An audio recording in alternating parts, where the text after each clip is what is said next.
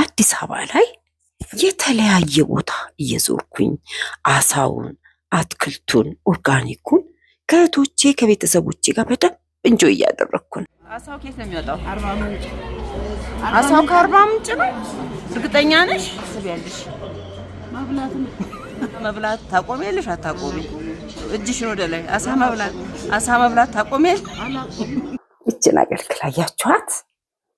ለአራት ሰው ለአራት ፋሚሊ የምትጠቅም ደስ የምትል አገልግል እችን በ4,000 ብር አግኝቼ ገዛዋት። ስፌቷ ጥቅጥቅ ያለች ይዋት ቸኩል ለኔ አልኩት ከቤተሰቦቼ ጋር ከሁለት ልጆቼ ጋር ከባለቤቴ ጋር በዚች አገልግል ሰርተን እስከምንመገብ አታምር?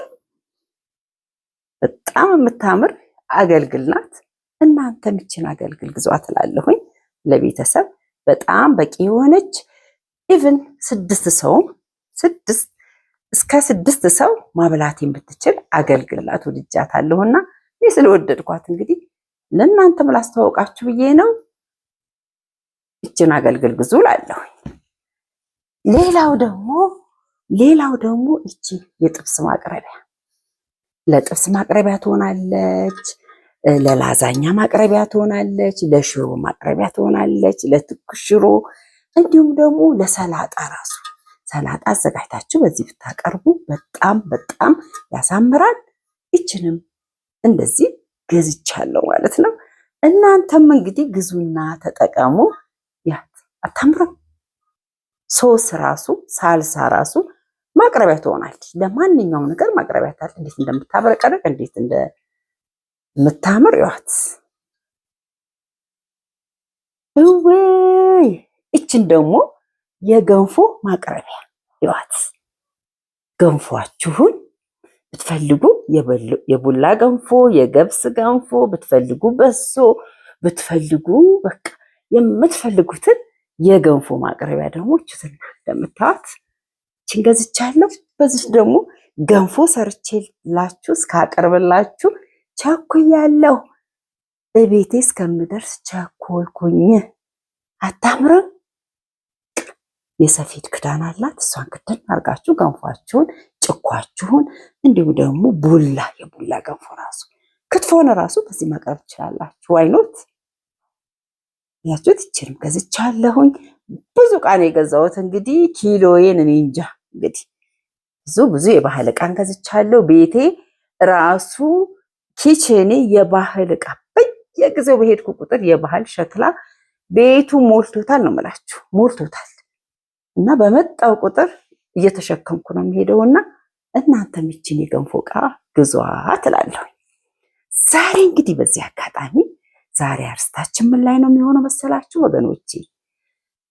በሃይማኖት ቦታ፣ በታቦት ቦታ እንዲሁም ደግሞ በጥምቀት ቦታ፣ በእምነት ቦታዎች ላይ ነው የምንነጋገረው።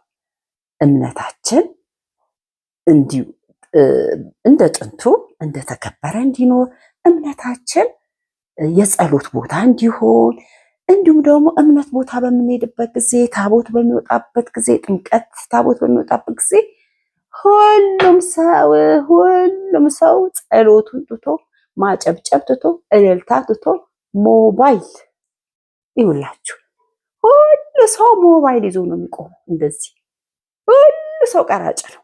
ሁሉ ሰው ጸሎቱ ቀረ፣ ስግደቱ ቀረ፣ እልልታው ቀረ፣ ጭብጨባው ቀረ፣ ሽብሸባው ቀረ። ሁሉ ነገር ቀርቶ ሁሉ ሰው ሞባይል ቀራጭ ነው።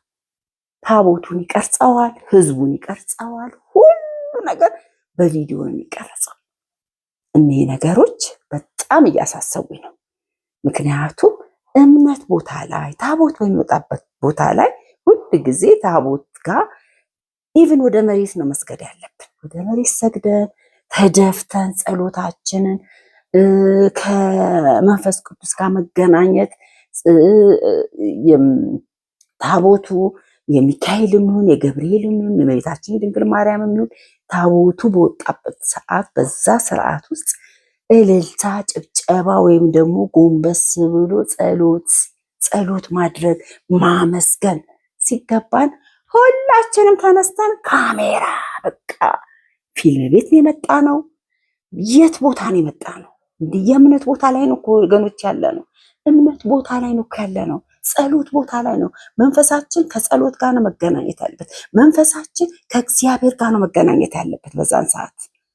ጥምቀት ላይ አንዳንድ የሚያስፈልጉ ነገሮችን ልናነሳ እንችላለን። አትሊስት ግን ታቦት ፊታችሁ ሆኖ እንዴት ነው ካሜራ ይዘን ታቦትን የምንቀርጸው? ኧረ እባካችሁ ስለ እግዚአብሔር ኧረ እባካችሁ እንደ ጥንቱ እንደ በፊቱ እምነታችን ስርዓት ቢኖረው ጥሩ ነው። ሞባይል እጃችን ላይ ነው ወይ ደግሞ ቪዲዮ እጃችን ላይ አለ ብለን እንደው ያገኘነውን ስርዓት ያጣ የታቦቱን ስርዓት አሳጥተን ስፔሻሊ በቤተ መቅደስ ውስጥ ታቦት በሚነግስበት ታቦት በሚወጣበት ቦታ ቤተ ክርስቲያኑ ሰው በሙሉ ሞባይል እንዲይዞ ነው የሚቆመው። የሚያሳፍር ትውልድ የምናሳፍር ትውልድ ሆነናል። እንዴ ታቦት እየዞረ እኛ ሞባይላችንን ህዝቡንም ታቦቱንም ህዝቡንም በቃ ስራችን። አሮጊቶቹ ራሳቸው ሞባይል እየሰጡ ቅረጹልኝ ሆነ። ቅረጹልኝ ጸሎቱ ቀረ። በቪዲዮ ላይ በሞባይላችን ላይ ሆነ የምንሄደው። በዛ ቦታ ላይ እንግዲህ ከመንፈስ ቅዱስ ጋር መገናኘት የለም። ከፈጣሪ ጋር መገናኘት ቀርቶ ራሳችንን ወይም ደግሞ ታቦቱን ቀርጸን በቃ ወደ ቤታችን መሄዳችንን ብቻ ነው የምናየው እንጂ ምን ሰራን፣ ምን ጥፋት ሰራን፣ እዚህ ጋር ምን እያደረግኩ ነው ብሎ አስተውሎ የሚያስብ ሰው የለም። እና እኔ በጣም የሚደንቀኝ ታቦት በሚወጣበት ቤተክርስቲያን ውስጥ ሁሉ ሰው ካሜራ፣ ሁሉ ሰው ሞባይል ያዥ ነው። እኔ በጣም እያፈርኩ ነው። ኢቨን አንዳንዶችም ዝቅ በሉልኝ፣ ዝቅ በሉ፣ ልቅረጽ፣ ዝቅ በሉ። ኧረ ነውር ነው። አያቶቻችን አባቶቻችን ይህን ታሪክ ሳያዩ ይህን ውርደት ይህን ቅሌት ሳያዩ በሰላም ወደ ፈጣሪያቸው ሄደዋል። እኛ ደግሞ ትውልዱ ልጆቻችንን ይህንን እያስተማርናቸው ታቦት ሲወጣ ወይም በጸሎት ሰዓት ላይ ካሜራ ይዘን መቆምን እያስተማርናቸው ያለ ምን የሚሉት ነው?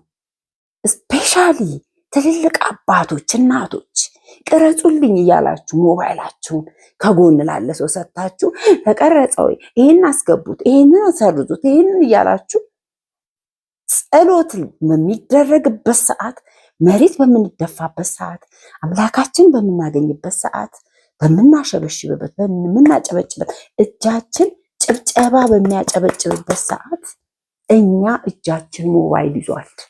አንደበታችን ለእልልታ ራሱ ተይዟል። በቃ አቴንሽናችን፣ ፍላጎታችን ያቺ ሞባይላችን ውስጥ መንገባች ነው። ማንገባ ምንገባ እንዲህ ነው በቃ የምንዞረው። መጨረሻስ ቤታችን ያንን ይዘን መሄድ። ጸሎት የለ፣ ምን የለ፣ እልልታ የለ፣ ማሸብሸብ የለ። ምን የምንባል ትውልድ ነን? ግን ምን ሆነን እንደዚህ የባለቀ ነው? ባለጌ ይሆን ነው እንደ ስርዓትና በጅ ስርዓትና አድርግ። አትሊስት ቤተ ክርስቲያን ውስጥ ታቦት በሚነግስበት ታቦት በሚወጣበት ሰዓት በተቻለ መጠን ራሳችንን ዝቅ አድርገን አትሊስት ሞባይላችንን ደብቀን ወደ ጸሎት እንገናኝ፣ ወደ ፈጣሪያችን እንገናኝ። መሬት ተደፍተን እንጸልይ፣ እንስገድ። ያ ነው የሚያዋጣን እንጂ በሞባይላችን ይዘነው ስለሄድን ምንም የሚገኝ ነገር የለም። የባሰ እየተቀሰፍን ያለ ነው። ቅስፈት የበዛው ለዚህ ነው። ቅስፈት ቤተክርስቲያን ውስጥ ሄደን የምናደርገው ምን እንደሆነ ስላላወቀ፣ ስራችን ምን እንደሆነ ስለጠፋብን ነው። ቅስፈት። ሰው በድንገት ይሞታል። ሰው በድንገት ይታመማል። ሰው ወጣቱ እያለቀ ነው። ምንድን ቅስፈት ነው። እና እባካችሁ ወገኖቼ ይህንን ነገር ብናስብበት ብዬ ተመኘሁኝ። የሃይማኖት አባቶችም እነዚህ ነገሮች በምታዩበት ጊዜ ብትመክሩ ብትገስጹ ጥሩ ነው። አንዳንድ አባቶችማ እንደው ሞባይል ይዛችሁ የምትቆሙ አጠፉ፣ ሞባይል ይዛችሁ የምትቀርሱ አባቶችም አጠፉ። እና የኦርቶዶክስ ሃይማኖት ስርዓት እንዲህ አይደለም። ታቦት ሲወጣ ተደፍተን ነበር ድሮ። ቀና ብለን እንኳን ታቦትን አናይም። መሪ ነው የምንደፋው የነበረው። አያቶቻችን፣ እናቶቻችን፣ ቤተሰቦቻችን ያስተማሩን መሬት ተደፍተን ልልልል ነበር የምንለው። ቀና ብሎ ታቦት ማየት እናፍር ነበር። አሁን ግን በዚህ ጋር አንዳንዱ ሁለት ሞባይል ሁሉ ይዞ ይቆማል። እንዴ ቀርጻችሁ የት ልትወስዱት ነው?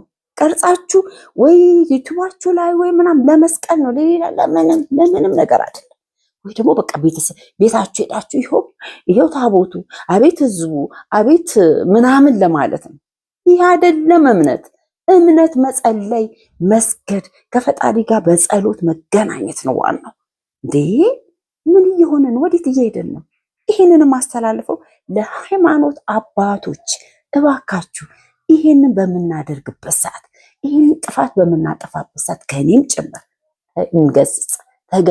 መገሰጽ አለብን። ከጎናችን ያለውንም ሰው እንገስጽ። እባኮት ሞባይሉትን ያጥፉ። አሁን የጸሎት ሰዓት ነው። ታቦት ክብር ያለው ትልቅ ነገር ነው። ራሳችን በራሳችን እምነታችንን ሃይማኖታችንን እያዋረድን ነው። በዚህ ነገር ላይ ብታስቡ እየተመኘው ዛሬ በዚች በአጭር ንግግር እንደኔ በዚህ ምን እንደገጠማችሁ እናንተስ እናቶች፣ አባቶች፣ እህቶች፣ ወንድሞች በዚህ ነገር ላይ ምን ትላላችሁ? ምን ታዝባችኋል? በየሰፈሩ በየአድባራቱ በየታቦቱ በየቤተክርስቲያኑ ምን ታዝበዋል? እስቲ የታዘቡትን ይጻፉልን። ይሄ የዛሬ ትምህርት በጣም ይጠቅማል። ያየሁትን የታዘብኩትን በቤተ መቅደስ ውስጥ እንዲሁም ደግሞ በጥምቀት ስነስርዓት ላይ የታዘብኩትንና ቢቀርልን ባይሆን ብዬ የተመኘሁትን ነገር ነው ወደ እናንተ ያመጣሁላችሁ ወገኖቼና ቢመቻችሁም ባይመቻችሁም ይሄ ስራ ትክክል አይደለም። በዚህ ነገር ላይ እናስብበት፣ እንቀየር፣ እንለወጥ። እስቲ እንለወጥ። በተቻለ መጠን በንግስ ቦታ ላይ ስርዓት ይዘን እንዲሁ እንዳማረብን ነጭ በነጭ እንደለበስ ነው ሞባይላችን ደግሞ ቦርሳችን ውስጥ ከተን ጸሎታችን የጸሎት ሰዓቱ እስከሚያልቅ ታቦቱ ተከብሮ ወደ መንበሩ እስከሚገባ እባኮት፣ እባክሽ፣ እባኮት ስልኮትን አያውጡ ከቦርሳዎት፣ ስልኮትን ከኪሶት ባያወጡ የበለጠ ተመራጭ ነው። ይህንን እላለሁኝ። ለዛሬ እንግዲህ ይችን ቪዲዮ ነው ያዘጋጀሁላችሁ። ከወደዳችሁት ላይክ፣ የተመቻችሁ ላይክ፣ እንዲሁም ይሄ ነገር ለእኔ አልተመቸኝም እኔ ይሄን እደግፋለሁ የምትሉ ደግሞ እንግዲህ እግዚአብሔር ይገስጻችሁ። እኔ ምንም አይደለም። እኔ ባየሁት በታዘብኩት ሀሳብ ሰጥቻለሁ። ለአባቶች ምክር ሰጥቻለሁ። ለአባቶች እባካችሁ በዚህ ነገር ላይ ስሩ፣ በዚህ ነገር ላይ እንስራ እኛም እናቶች እያልኩኝ እማጸናለሁ። በተረፈ በሌላ ስራ በሌላ ቪዲዮ እስከምንገናኝ ድረስ ለዛሬ እንግዲህ ከእህቶቼ ከጓደኞቼ ከእህቶቼ ጋር ወጣ ያልኩበትን ትንሽ የአሳ ቤት አሳ እንዴት እንደተመገብን በዚህ ቪዲዮ ውስጥ እናያለን። እና ሪቾ እኔንም ነው ታለሽ እንዴት ነሽ? ሰላም ነው። ይሄን ቤት እንዴት እንደወደድኩት በጣም ያምራል። ስንት ቀን ነው የመጣሽው እዚህ ቤት? ሁለተኛ ብቻ። በጣም ነው የሚያምረው አይደል? በቃ እኔ ስመጣ እንዲህ ያሺ ነው የምትዞሪው በየቦታው። በጣም ያምራል። ምን ነበረ ስሙ? ኮምቦ አሳ ቤት። አሳው ከየት ነው የሚወጣው? አሳው ከአርባ ምንጭ ነው? እርግጠኛ ነሽ? በጣም ነው የሚያምረው። ይሄ አሁን ኮምቦ የሚባለው ምግብ ነው። በጣም ያምራል።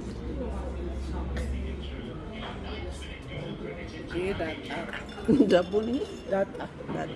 ኦኬ ዳጣ ነው እንዴ? ዳጣ አቀራረቡ ራሱ በጣም ያምራል። ይሄ እዚህ ውስጥ ያለው በሙሉ የአሳ ዘር ነው። ሩዝ አለ እዛ ጋር አይደል? እና ምን ታስቢያለሽ? ማብላት ነው። ከዚህ በኋላ ደግሞ ሌላ ቀን የት ነው? ዛሬ አሳ ቤት ወሰድሽ፣ ነገ ደግሞ ስጋው ቤት ሲፈታ ከሐሙስ በኋላ እኔ የምልሽ ራሄል ግን በጾም አሳም አይበላም የሚበላውን ትስማሚያለሽ? ለምን? በደግነታቸው በልተዋል አይደል? በጥሩ ዘመናቸው በልተዋል። ድሮ ትዝ ይልሻል በጾም ጊዜ ነበር አሳ የምንበላው አይደል? ስለዚህ ለምን እናቆማለን? ያም በጥሩ ዘመን እኮ ነው የተበላው። በጥሩ ዘመን አዎ፣ በጥሩ ሰዎች ጊዜ። በፍስክ ጊዜ ግን እኮ አሳ በልተን አናውቅም አይደል? ታዲያ ለምን ነው የምናቆመው? አናቆምም እንዴ? አናቆምም። በልቶ ማያት ያቆማል። እኛ አናቆም። ስለ ደማችን ለምዷል በጾም የምልሽ አሁን መፈክር ወይ አሳ መብላት ታቆሚያለሽ አታቆሚ? እጅሽን ወደ ላይ አሳ መብላት ታቆሚያለሽ?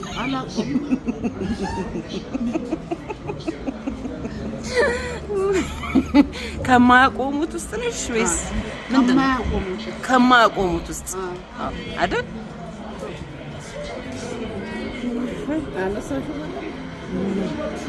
ይሄ ምንድን ነው የሚባለው ስሙ? ኮምቦ ይባላል። ኮምቦ። ይሄ ፓይናማ አሳ፣ እስቲ ይሄ ኮተሌት፣ ይሄ ክትፎ። በሚቀጥለው የምትወስጂ ደግሞ ስጋ ቤት አይደል እንዴ? መች ከሐሙስ በኋላ ስጋ ቤት ነው ደግሞ። ግን ለጤናው የሚመቸው ይሄ ነው አይደል? ግሪን ቲ እየጠጣሁ